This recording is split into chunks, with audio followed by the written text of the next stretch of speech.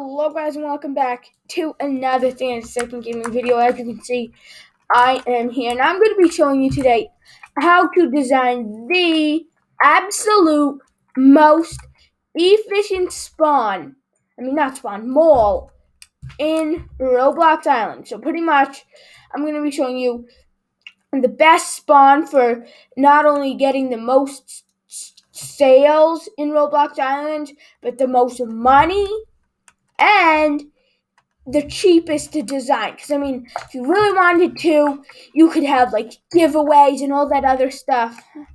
But,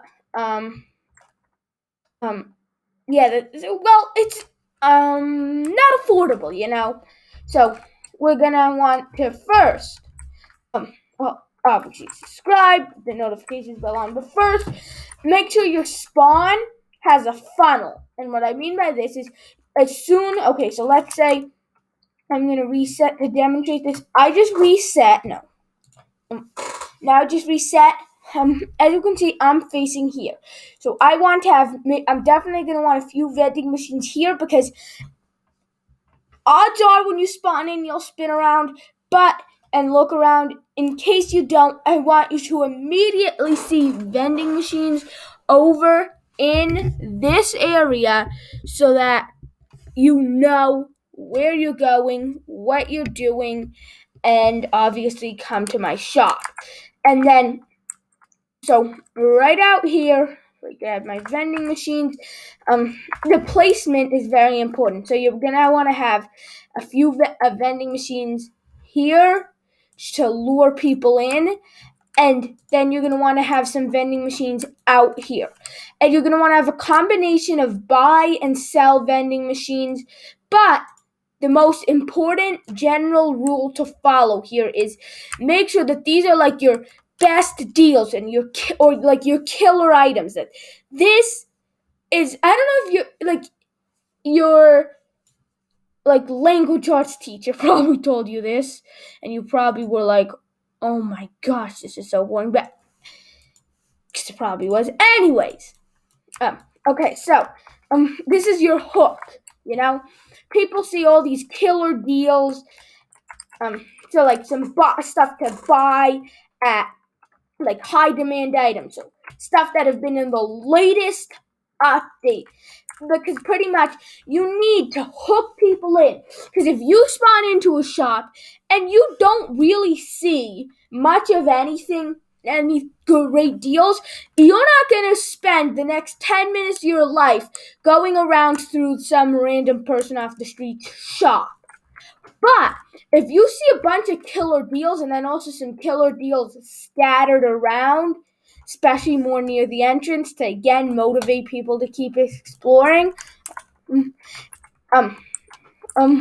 pretty much what's gonna happen is,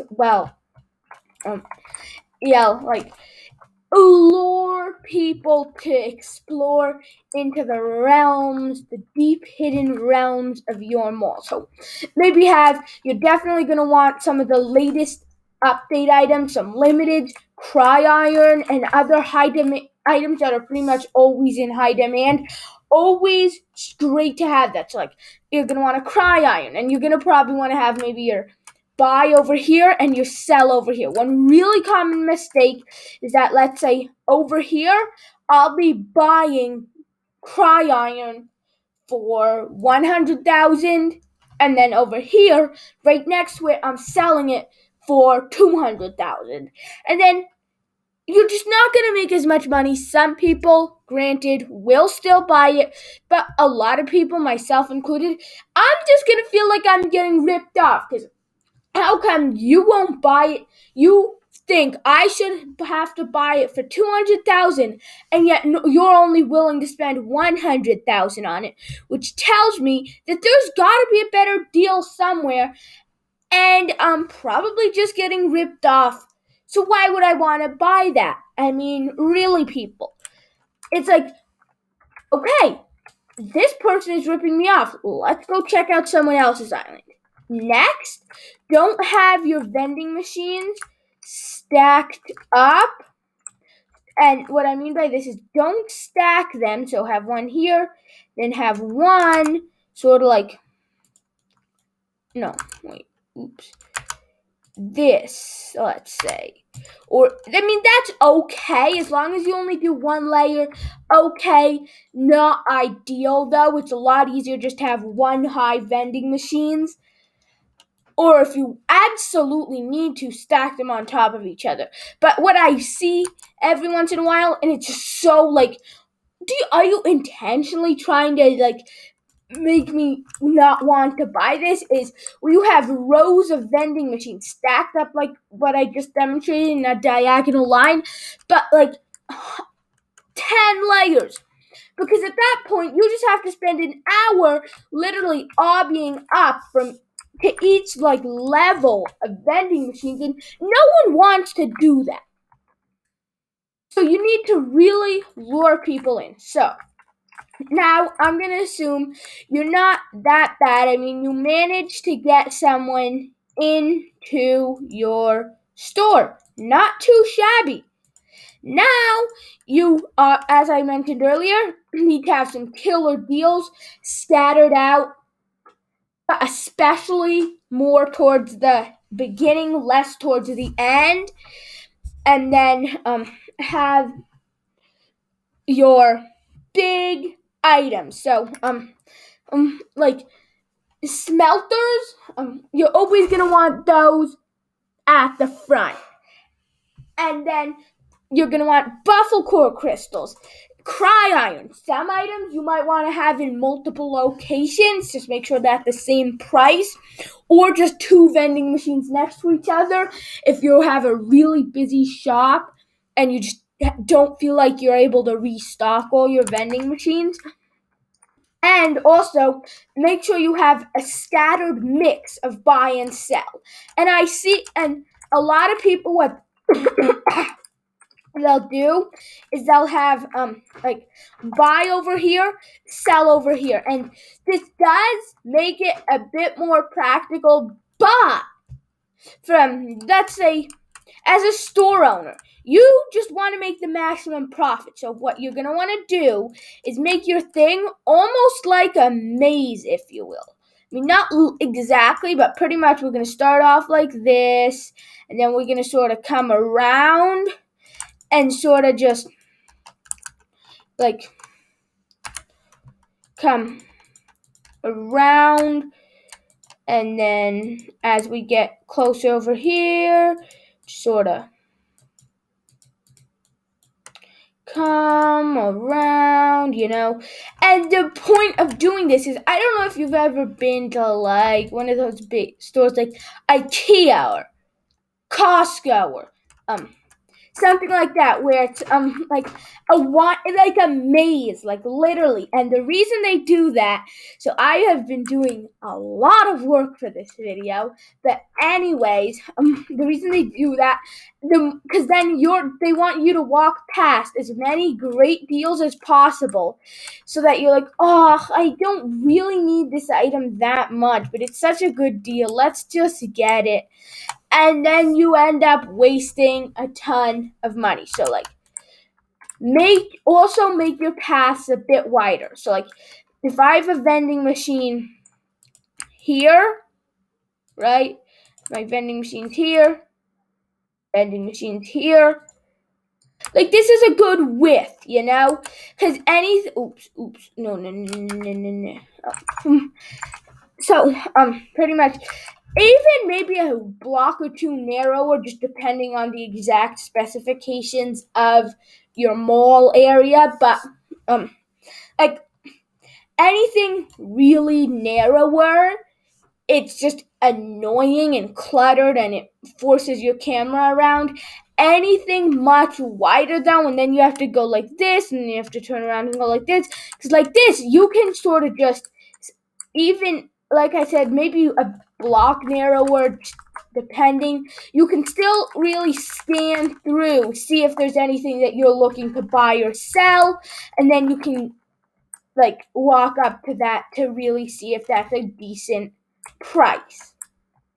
So next, you're gonna want to come around, and the next thing we're gonna be discussing is just organizing your mall. So like you're gonna start off, and then so you'll have a what should I call it, like a smelter deal here, and let's say for okay, so all prices mentioned in this video are just for an example. Please don't go out, sell this, find out that you're selling for way too high or way too low. I mean, prices in islands change pretty much on a day-to-day basis. So yeah. Okay, so here, let's say this is our smelter. Over here, we'll probably maybe have like a buff crystal, maybe like some red bronze, or even just the various things that you can make with bronze. So, and steel, so like the plates and all that other stuff, because for a lot of people it's easier just to go buy a bunch of like steel plates or steel rods from someone instead of what you call it, getting some let's say steel press and all the other stuff and farming. It just, for some, it's just, if you can, you might as well just go out and buy it because it's so much easier. So we're gonna want to have a whatchamacallit, like farm items here. So things that you really need to farm to get. So also another plus to this is you can easily get these items just by doing some grinding, mostly AFKing, I should say. I mean, the only thing you'll really need to grind for is a smelter. After that, you can AFK for iron, then AFK for the steel, and then etc. You know, slowly AFK for all the things you need. Not that complicated. So, yeah.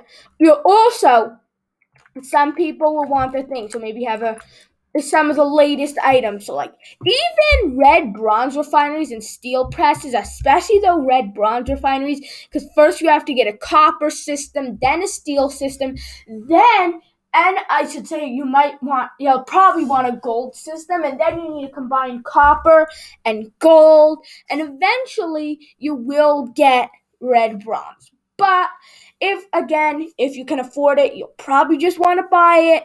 So you want to make it easier for people to access those items, but also just to get a red bronze press, to skip the steel, skip the copper, skip the gold, just go straight to red bronze, or straight to whatever they need for whatever specific things they're doing. Next, you're also going to want to have update items here. So let's say right after the electrite update, you would probably want to head off to the hub, grab a bunch of electrite, and then just start selling it. I mean, right after the update, that stuff was selling for like over 20. I saw it, people buying it for over $50,000 a piece. And obviously by a day or two after, that fell down to 10,000. And I don't, honestly, last time I really checked, it was in like about 5 to 10,000. Obviously, don't quite quote me on these prices, but yeah.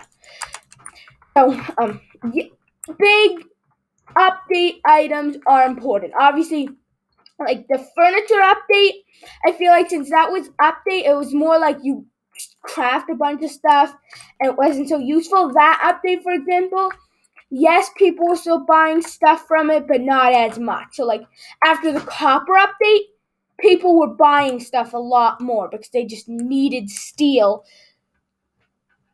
Because before that, like, having iron was pretty much all that mattered. And it still matters a lot, but now it doesn't matter as much. So, have the update items and also have items that are constantly high in demand. So, weapons, buffalo core crystals, cry iron, all that great stuff. I will say, just don't bother with all the weapons that are like no one uses. Like, in case you've been living under a rock, no one really uses vamp bows or any of the other bows, for example. You don't, I mean, rage blades, cutlasses, all that stuff. So a rage blade, the price on them is obviously slowly going down until, since they're not that old, all things considered, and then it'll probably take them some time until they settle down. Cutlasses, please, people, don't sell items like that are so limited. Hold them. I mean, the price is just climbing every day, and if you sell them in a month, in 2 months, they'll be worth so much more. And to be honest with you, it's pretty stupid to sell them right now. I mean, you can, but you're just losing money that you could have otherwise gained by doing this a bit later.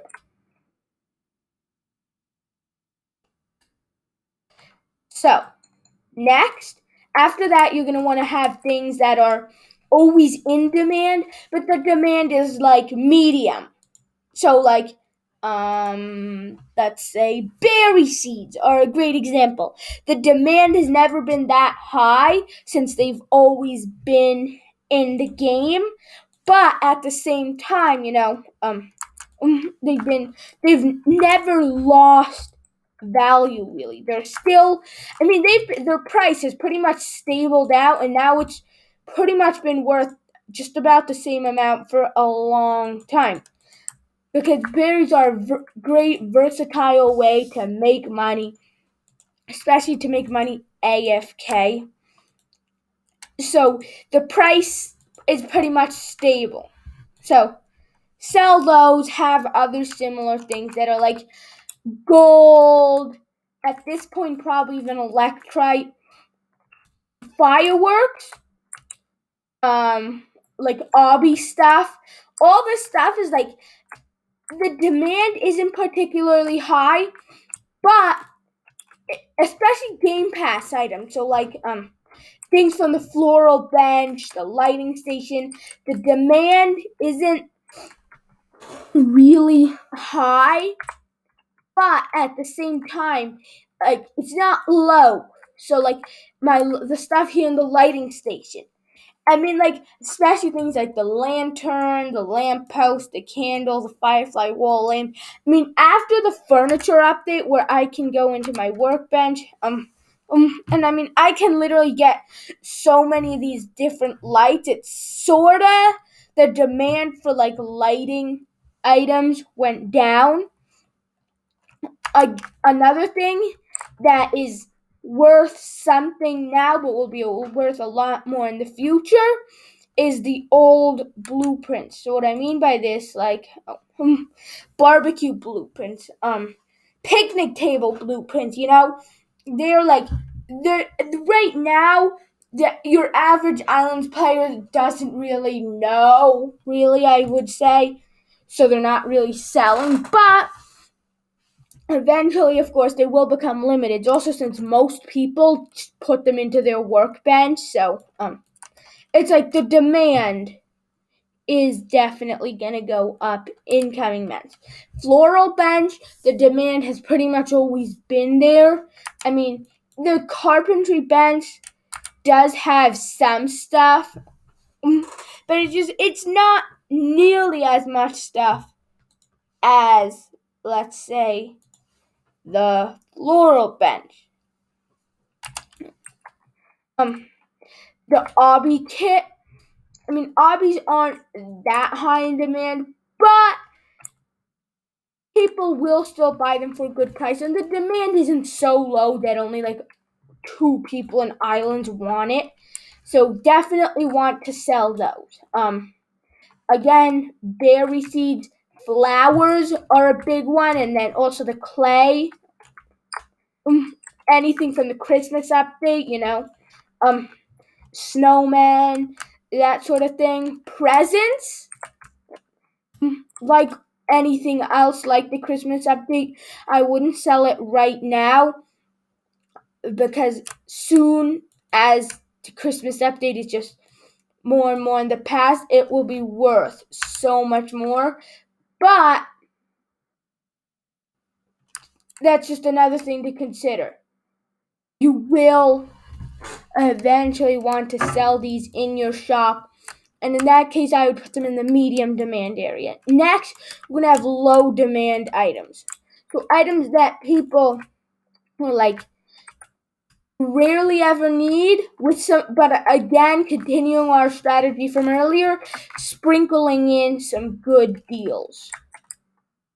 So like vamp bows, that sort of miscellaneous stuff. Not only that, miscellaneous, and then just clearance, which random things, and I mean, you're like, okay, I don't need this, but I might as well stick it in a vending machine. For one, having empty vending machines just makes your shop look bad, and why not? And those types of items, you're going to want to have a dedicated miscellaneous section for. And obviously, as you go, you can expand these sections to see what items seem to always sell better, try to find similar items. And also the demand in skyblock, islands, is always changing. So in a month, you might want to have your shop, your layout will be, you might want to make it completely different for max profit. So like, make sure your layout is completely evolving. Like, before the Buffalo Core Island, no one really needed, not Buffalo Core Island, before the whole randomizer thing, no one needed a Buffalo Core crystal. After that, the demand really went up. So obviously, before that, you probably would have had your buff crystal, let's say, maybe back here, even in medium, quite possibly even the low demand section, if you're following any sort of version of this template for a mall. So, like, it's pretty standard, but at the same time, you need to make sure your layout is it's constantly evolving. Also, just changing out the look of your mall. And what I mean by this is make it look different. So even if you just change the front up, move stuff around, it just, because let's say I visited your island yesterday, but if now it's if it's a new look, odds are I won't remember it, visit it again, and every time someone comes through your mall, that's just another chance you have for money. Next, you're probably going to eventually want to expand to multiple floors. And when you do this, you're probably not going to want access just straight up to the last floor, because what you want, because if people go straight up to your low demand items, pretty much what's going to happen, they're not going to see anything they want, they're going to leave. So you need to really make sure everyone is funneled through that nice high demand section so that they see they definitely need to be at your shop, because that's where all the great deals are. And then that's just, again, more profit, and it's just more efficiency. Because don't forget, there is a limit as to people on your island. So if you can just get each person to spend twice as much, you can double your profits. Also, another thing is, if you can control the market for something, they can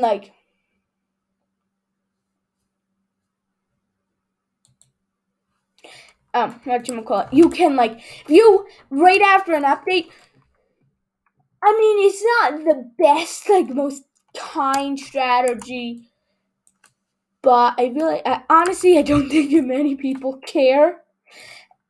Just do a bit of price gouging. After an update, you'll probably be able to sell the items for more than they're worth. like electrite, going back to that example, is it really worth $50,000? No. But after an update, people just really want to get their hands on the new item. So you're definitely going to want to sell new items at a higher price. And also, always start your items off at a bit more than what you think their value is. Because, and then if you see, if they're just selling off extremely fast, then you might have priced a bit low, and it's definitely going to be okay to raise the price. If it's not selling, then one of two things happen.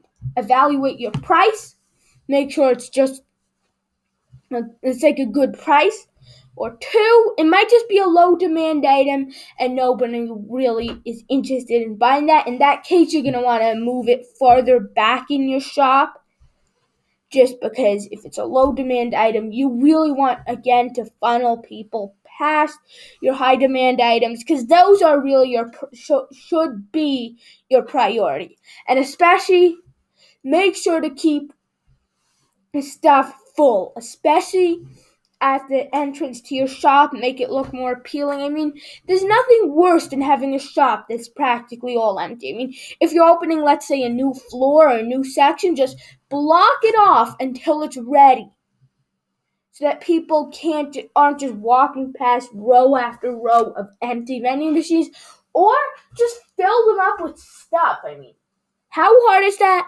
And it should make your shop look so much nicer, even if you're just filling it up with random stuff. Just as soon as you spawn in, you'll see everything's full, and you're so much more likely just to stay and enjoy your shopping experience. So one last thing is just make sure your shop is nice enough. I mean, what I mean by this is maybe add some decorations and stuff. Don't break it up a bit, because like we walk into this shop, so we spawn. Okay, so as you can see, we spawn in, we see this shop, we see some great deals, we go over here, we buy. Oh, wow, that's a great deal. Need to buy this. Wow, they have all the great items. Get a bit of this, get a bit of that, and then just walk around, scan the area for any great deals, go up to the next floor, and oh, wow, that's a great deal. Get that, and that will just motivate you to go on a bit farther and find another great deal. And pretty much that's how you want your mall to work. I hope you enjoyed this video. And I know it was a much longer video than I would normally do, but I really was not able to get this any shorter. And I feel like having a good mall is very important, because that's pretty much the best way to make money. And it's like, okay, I want to make money and I want my shop to be nice and efficient, because it's just like the starting costs, to be honest with you, for starting a shop are pretty high. I mean, you need vending machines, you need to build a nice building, decorate it, everything. So it's like, it really needs to be a nice thing. It costs a lot to start. So you really want to make sure you're getting as much money per vending machine that you buy. And so you're getting a highest return on investment, if you will. And yeah, I hope you enjoyed this video. Don't forget to subscribe with the notifications bell on. Till next time, I'm the Second Gaming, and stay tuned for a bunch more videos, not only about malls and islands, but just about islands and Roblox in general. See you in the next one. Peace.